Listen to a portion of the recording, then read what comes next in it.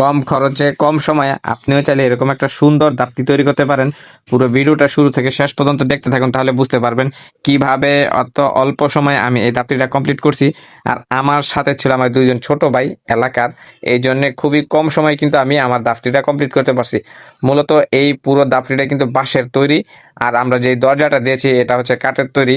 তো এই জন্য আমাদের খুবই কম সময় লাগছে। আর আপনারা যদি বাঁশের তৈরি দাপ্তি বানান, এখানে দুইটা দিক ভালো, একটা হচ্ছে দেখতে সুন্দর, আরেকটা হচ্ছে হেভি মজবুত হয়, লং টাইম লাস্টিং করবে।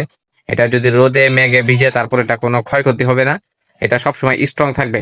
তো আপনারাও চাইলে কিন্তু আমার মতো এভাবে বাঁশে দিয়ে তৈরি দাপ্তি বানাতে পারেন।